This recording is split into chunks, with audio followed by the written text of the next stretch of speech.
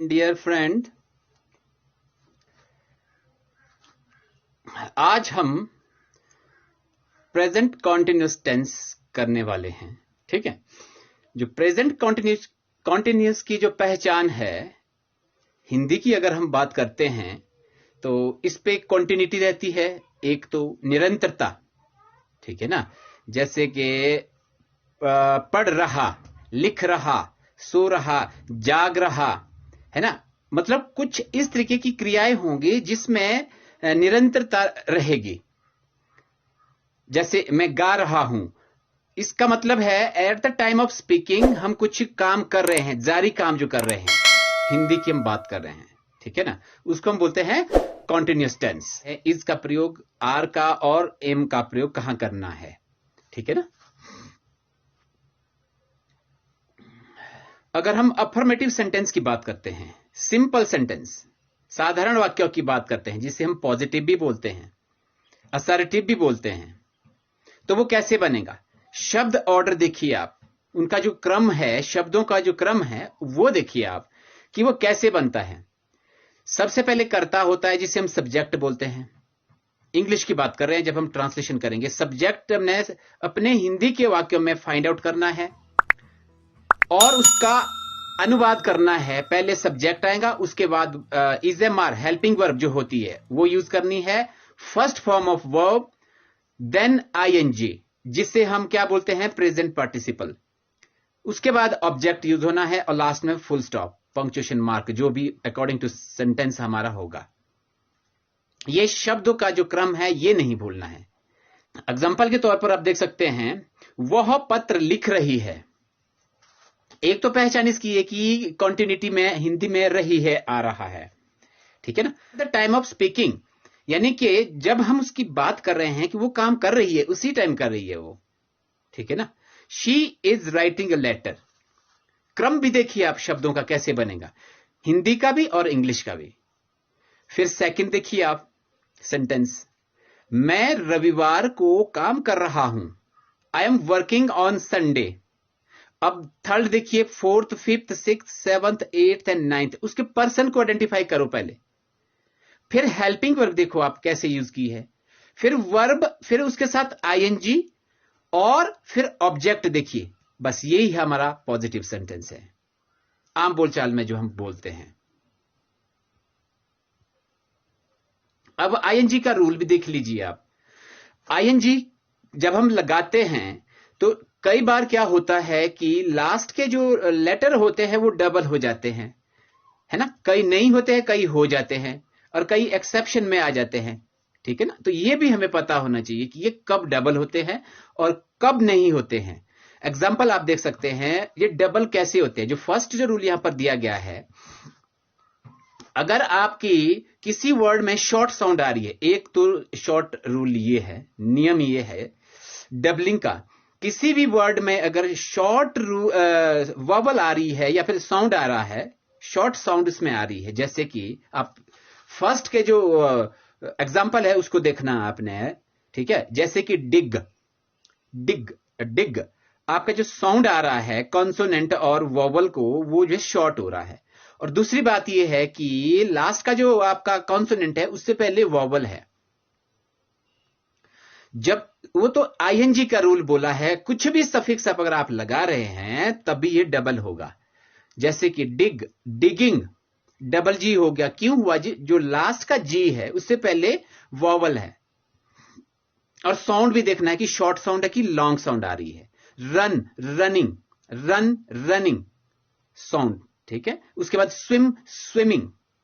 अब देखिए आप सेकंड का भी क्या रूल बता रहा है, when more than one vowel comes before the last letter of a verb we simply add ING. अगर डबल आपका जो है वॉवल आ रहा है, दो वॉवल अगर आपके इसमें आ रहे हैं तो। थर्ड देखिए, थर्ड का क्या रूल है आपके पास, when the last letter of the verb is x, y और w, अगर x, y, w last letter है किसी भी वर्ड में, है ना, एंड वॉवल precedes it, अगर उससे पहले कोई वॉवल आया हुआ है, then also we simply add ING to the last letter, तब भी हम जो है सिंपल आईएनजी ही यूज करेंगे विदाउट डबलिंग। जैसे कि प्ले, प्लेइंग, प्ले का लास्ट जो लेटर है वो वाई है, वाई से पहले जो है वॉवल ए है। बस ये रूल आपने याद रखना। बॉक्स, बॉक्स से पहले क्या है, वॉवल ओ है ना। ड्रॉइंग, तो सिर्फ डबलिंग का ध्यान रखना कि हमारे लेटर डबल क्यों हो रहे हैं, ये तो ये रूल है एक। और नेक्स्ट रूल देखिए आप, when the last alphabet of the verb is e, we cut e and add ing, write, writing। ये जो लॉन्ग वॉवल साउंड इस पे आ रहा है। अगर हम रिटर्न करते हैं, रिटर्न, रिटर्न, टन, तो यहां पर टन की जो साउंड है वो वेरी शॉर्ट है, इसलिए इसको हम लास्ट का जो लेटर है उसको डबल करते हैं। और ये एक्सेप्शन है आपका राइट का राइटिंग में। अब राइज, राइजिंग, और फाइनल ई को ड्रॉप कर देते हैं।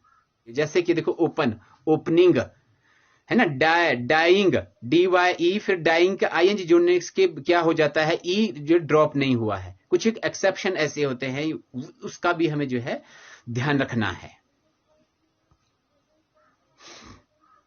अब नेगेटिव सेंटेंस में करेंगे। अब आप देखिए फर्स्ट पहले नेगेटिव के सेंस में, मैं झूठ नहीं बोल रहा हूं, आई एम नॉट लाइंग। अब आई एम नॉट है, हेल्पिंग वर्ब के बाद नॉट आना है बस, उसके बाद आप वही करो, वर्ब की फर्स्ट फॉर्म के साथ ING, other object and punctuation है। उसके बाद इंट्रोगेटिव और नेगेटिव इंट्रोगेटिव सिमिलरली, जो सेंटेंस आपने अफर्मेटिव के बनाए हैं, ठीक है ना, उसी का ही आपने क्या करना है, नेगेटिव बनाना है। नेगेटिव का इंट्रोगेटिव, इंट्रोगेटिव का नेगेटिव इंट्रोगेटिव, फिर आपको पता लग जाएगा कि वर्ड का जो क्रम है वो कैसा है ना। इज एम आर फर्स्ट में आ गया, फिर सब्जेक्ट, फिर वर्ब की फर्स्ट फॉर्म के साथ ING ऑब्जेक्ट, ये इंट्रोगेटिव हो गया। फिर नेगेटिव इंट्रोगेटिव में क्या हो जाएगा, सब्जेक्ट के बाद नॉट, फिर वर्ब की फर्स्ट फॉर्म के साथ ING प्लस ऑब्जेक्ट।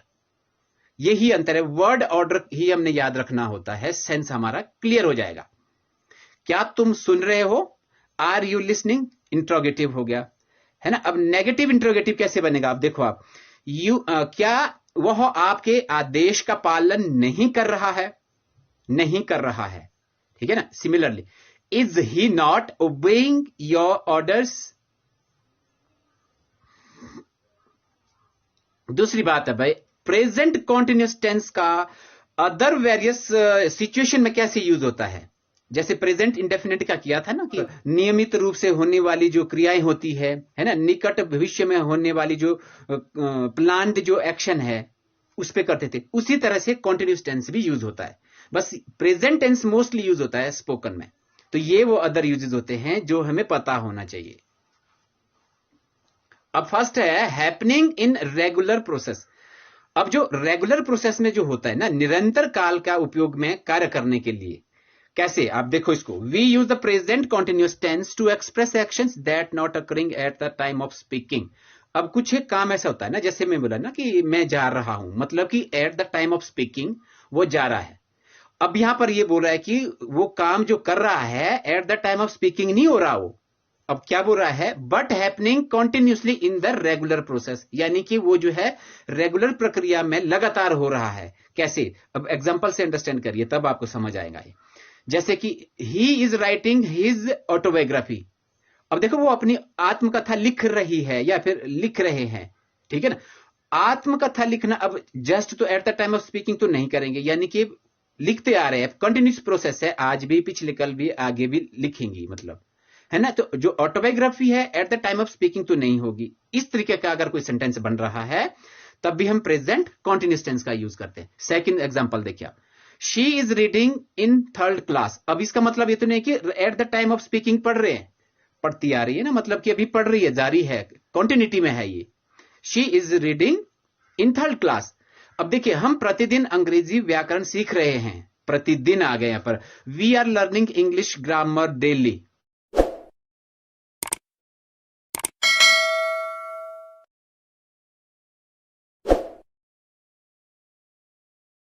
रामायण पुस्तक पढ़ रहे हैं, आजकल पढ़ रहे हैं, इसका मतलब ये नहीं कि eight the time of speaking उसने शुरू किया है ना, प्रोसेस चला हुआ है, मतलब अभी वो भी पढ़ रहे हैं, but not started yet, started earlier, है ना, पहले से स्टार्ट कर रखा है और अभी भी कर रखा है, यानी कि निरंतर प्रोसेस है ये।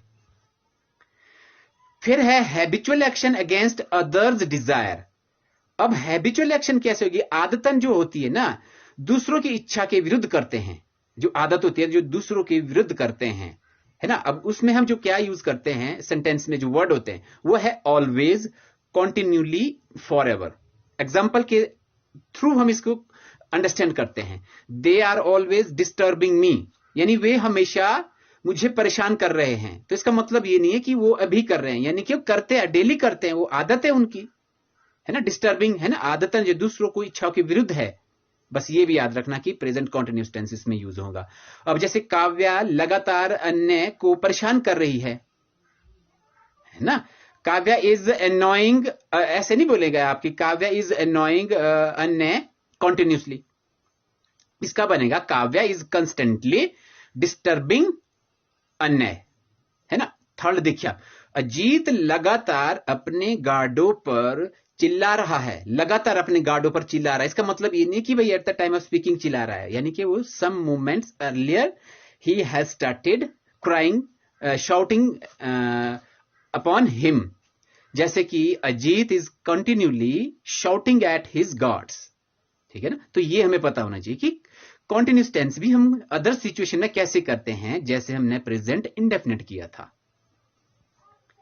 टेम्परेरी सिचुएशन, अब ध्यान रखना वो परमानेंट था जो हम उधर कर रहे थे प्रेजेंट इंडेफिनिट में, अब यहां पर टेम्परेरी सिचुएशन में करते हैं।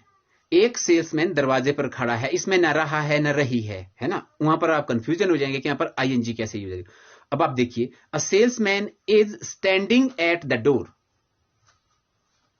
खड़ा है, सिचुएशन है ये, मतलब हमेशा तो नहीं रहता, कभी कभार आता है और दरवाजे पर खड़ा हो जाता है। तो ये क्या बनेगा? ए salesman is standing at the door.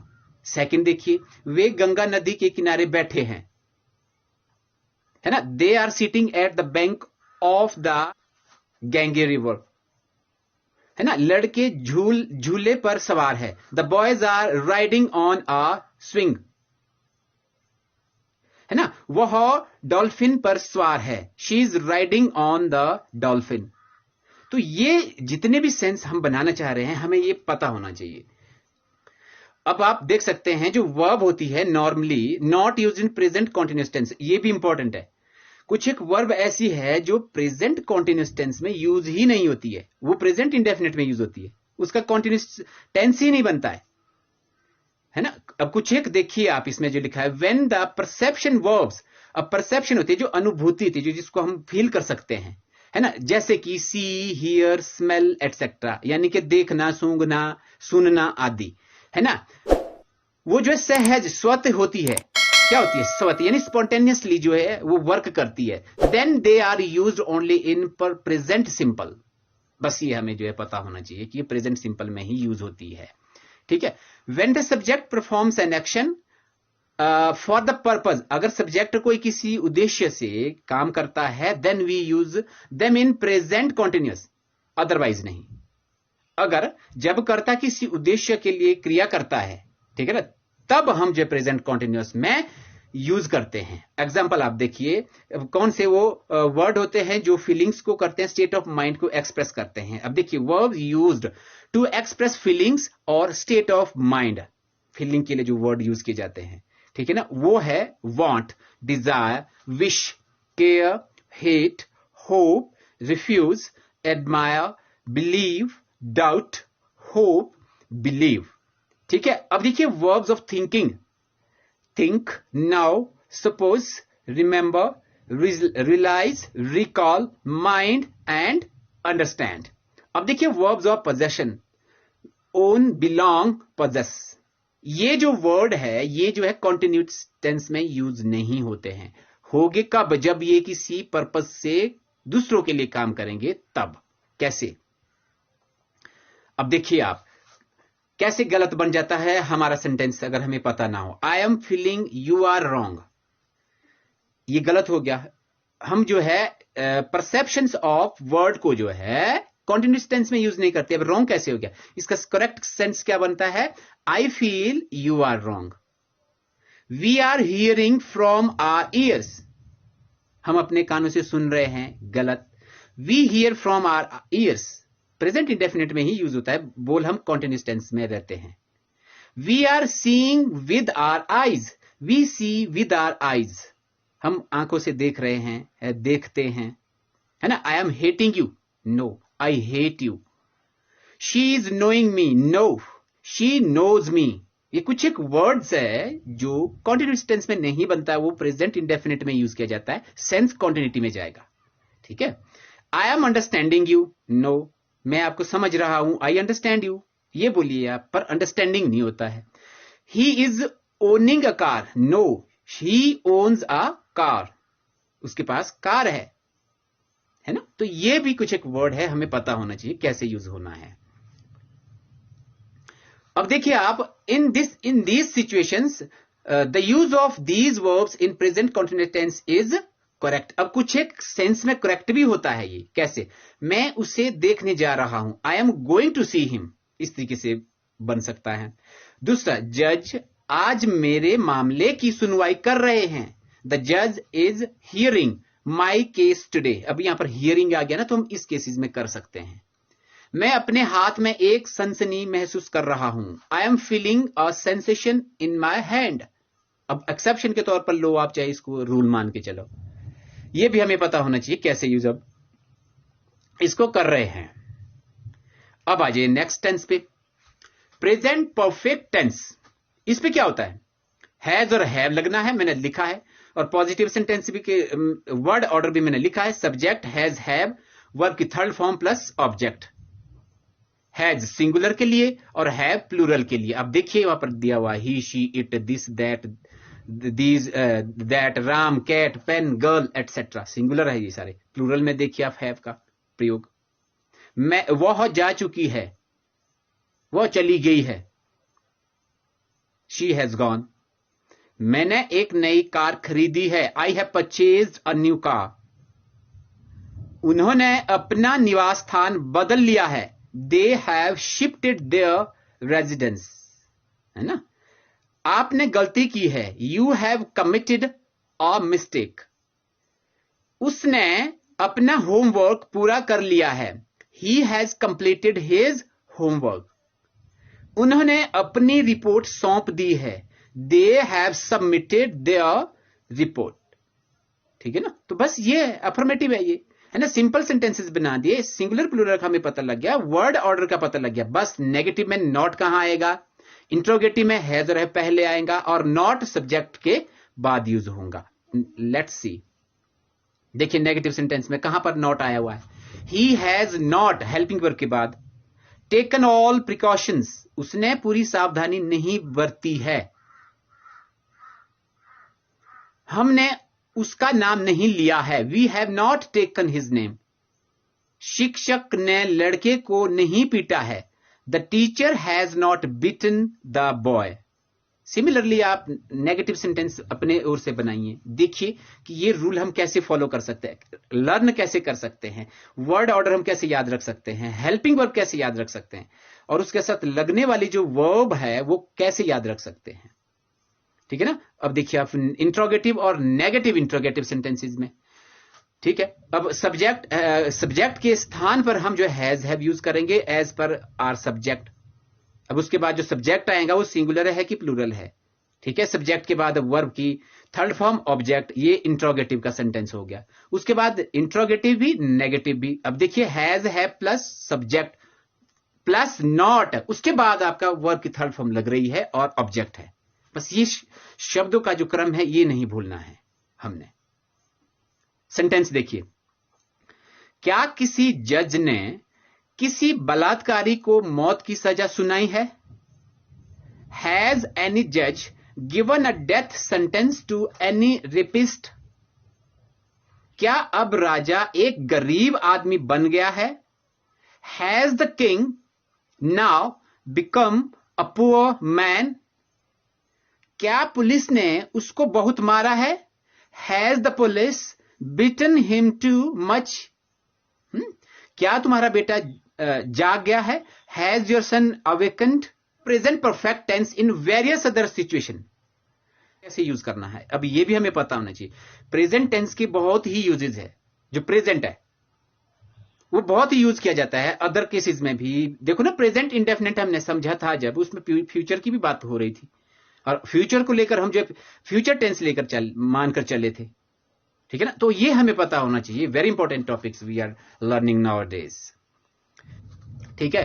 अब पास्ट से शुरू हो जाता है ये, और eight the time of P वो जारी रहता है, जबकि वो प्रेजेंट परफेक्ट कॉन्टिन्यूस में आता है ना। तो वो केस अलग है, यहां पर ये केस अलग है। अब फॉरेन सिंस भी हम कर रहे हैं, यहां भी हम इसको करेंगे, और परफेक्ट कॉन्टिन्यूस में भी इसको हम करेंगे। पर सेंस देखना आपने कि कैसे कर रहे हैं। Work started in the past and still continued, इस पे करेंगे हम इसको। अब फॉरेन सिंस आप देख सकते हैं, point of time, period of time. Example देखिए आप, वह 5 साल तक इस गेस्ट हाउस में रह चुकी है। 5 साल तक गेस्ट हाउस में रह चुकी है, लेकिन यहां पर चुकी है, रह चुकी है, तो ये अंतर है आपका इसमें, है ना। She has lived in this guest house for 5 years, means she is still living in this guest house, मतलब अभी भी वो वहां पर रह रही है ना, गेस्ट हाउस में। दूसरा देखिए आप, मैंने इस कॉलेज में लंबे समय तक पढ़ाया है, यानी कि अभी भी कॉलेज में पढ़ा रहा है, यानी कि I have taught in this college long, I am still teaching in this college. Third देखिए, हमने 2015 से इस कार्यालय में काम किया है, यानी कि अभी भी कार्यालय में कार्यरत है। We have worked in this office since 2015। Last देखिए, डॉक्टर खैर ने 1984 से मंजुला का इलाज किया है, कर रहे हैं, है ना। 1984 से कर रहे हैं, किया है, ये याद रखना है परफेक्ट में और परफेक्ट कॉन्टिन्यूस में। डॉक्टर खैर हैज ट्रीटेड मंजुला सिंस 1984, यानी कि अभी भी वो कर रहे हैं। डॉक्टर खैर इज स्टिल ट्रीटिंग मंजुला, है ना। तो ये आपके यूजेस का पता होना चाहिए, हम कैसे इसको यूज कर रहे हैं। Always, already, ever, never, yet, so far, just, lately, recently, presently। अब जैसे मैं बस अभी आया हूं, I have just come। Avin ने अपना स्वेटर अभी अभी भिखारी को दिया है, Avin has just given his sweater to beggar, है ना। मैंने बस अभी अभी आपका मैसेज देखा है, I have just seen your message, है ना। कैब अभी आई है, the cab has just arrived. इस तरीके के सेंटेंसेस भी प्रेजेंट परफेक्ट में यूज किए जाते हैं, जो ऊपर वाले वर्ड हमने हाईलाइट किए हुए हैं। ये भी हमें पता होना चाहिए कि इसके बाद प्रेजेंट परफेक्ट टेंस यूज होना है। अब आ जाओ प्रेजेंट परफेक्ट कॉन्टिन्यूस टेंस में। जो प्रेजेंट परफेक्ट कॉन्टिन्यूस टेंस है, वो आप कॉन्टिन्यूस टेंस के साथ कंफ्यूज नहीं होना है। कैसे? वह अखबार पढ़ रहा है, देखना आपने, प्रेजेंट कॉन्टिन्यूस, वह अखबार पढ़ रहा है ना। He is reading the newspaper. Present continuous and perfect, present perfect continuous में देखना आपने, वह सुबह से अखबार पढ़ रहा है, बस इतना अंतर है। यहां पर स्पेसिफिक टाइम है, ऊपर स्पेसिफिक टाइम नहीं है, यानी कि ऊपर जो सेंटेंस दिया है प्रेजेंट कॉन्टिन्यूस में, उसमें बताया गया है कि eight the time of speaking वो काम कर रही है पढ़ने की, लेकिन नीचे क्या है, यानी कि सुबह से, particular time, point of time दे दिया यहां पर। He has been reading the newspaper since morning. The time to start studying since morning is changing the tense। यहां से पता चलता है कि हमारा टेंस जो है बदल रहा है जब हम फॉरेन सिंस यूज करते हैं, स्पेसिफिक टाइम।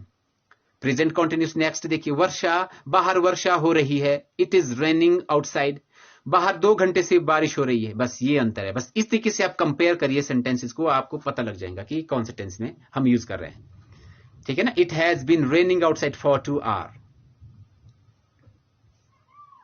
अब देखिए पॉजिटिव सेंटेंस में कैसे बनेगा, वर्ड ऑर्डर याद रखिए, और use of for and since similar है।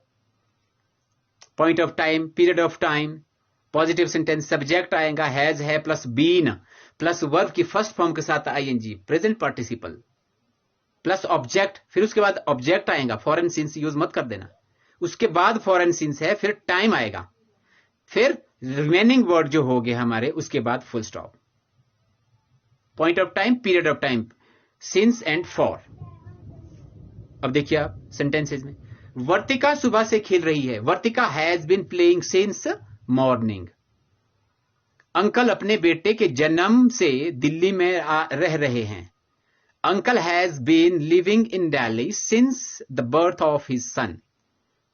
रात से वर्षा हो रही है. It has been raining since night. वह पिछले 2 सालों से परीक्षा की तैयारी कर रहा है. He has been preparing for the examination for the last 2 years. Similarly, आप नेक्स्ट सेंटेंस को अंडरस्टैंड करने की कोशिश करिए और हो सके तो बनाने की कोशिश करें कि अपने से हम सेंटेंस कैसे बना सकते हैं, वर्ड ऑर्डर हम कैसे याद रख सकते हैं, ये आपने ध्यान रखना है. That is called present perfect continuous tense. अब नेगेटिव में आइए. अब नॉट कहां लगना है आपको पता है, बस यही रूल है. बाकी सेम रूल सेम चलेगा जो पॉजिटिव में हमने अंडरस्टैंड किया था. वे आधे घंटे से फुटबॉल नहीं खेल रहे हैं. अब आप यहां देख लो, फुटबॉल नहीं खेल रहे हैं. They have not been playing football for half an hour. ठीक है ना. अब नॉट का पता होना चाहिए, बाकी तो सेंटेंस कंस्ट्रक्शन सेम है हमारा. इस पे पॉजिटिव और नेगेटिव में सेम कंस्ट्रक्शन रहता है. वैसे सब चारों सेंटेंसेस में रहता है, लेकिन हेल्पिंग वर्ब आगे पीछे हो जाती है इसमें. ठीक है.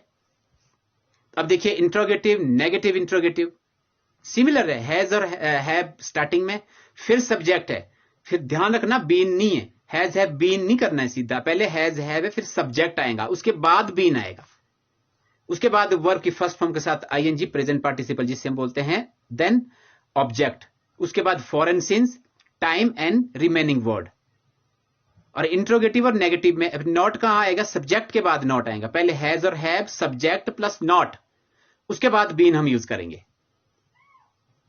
ये ऐसे याद नहीं होगा आपको. अगर आप प्रैक्टिस कर सकते हैं राइट डाउन करने की, तब आपके दिमाग में फीड हो जाएगा और आपको याद रहेगा कि हमने इस सेंटेंस में कैसे, इस सेंटेंस को कैसे हमने जो है ट्रांसलेट करना है वर्ड ऑर्डर के अनुसार. क्या मैं 1 घंटे से अपना समय व्यर्थ कर रहा हूं. Have I been wasting my time for an hour. क्या वह भोपाल में 5 सालों से रह रहा है. Has he been living in Bhopal for 5 years. अब देखिए आप, क्या हम सुबह 6 बजे से इस पुस्तक को नहीं पढ़ रहे हैं. Have we not been reading this book since 6 AM. Last का देखिए आप, अंडरस्टैंड करने की कोशिश करिए. क्या वह दोपहर 2 बजे से पतंग उड़ा रही है. Has she been flying a kite since 2 PM. बाकी सब कुछ आपको क्लियर हो जाएगा. बाकी सेंटेंसेस देखिए आप.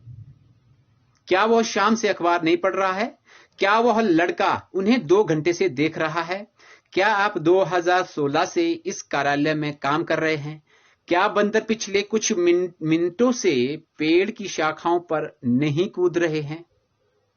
जितना मर्जी बड़ा सेंटेंस बना लो, आपको जब सेंस का पता लग गया कि कौन से सेंटेंस है और टेंस है, आप यूज कर सकेंगे, बोल सकेंगे, है ना. क्या तुम अपने बच्चों पर उनके जन्म से ध्यान नहीं दे रहे हो. क्या मैं पिछले 4 महीनों से विनिर्माण व्यवसाय में अपना समय बर्बाद कर रहा हूं. क्या आज सुबह से बारिश नहीं हो रही है. देखिए आप जितना मर्जी सेंटेंस बनाइए, इसी सेंस में आपको पता लग जाएगा कि हमारा कंस्ट्रक्शन कैसे होने वाला है, वर्ड ऑर्डर क्या रहने वाला है.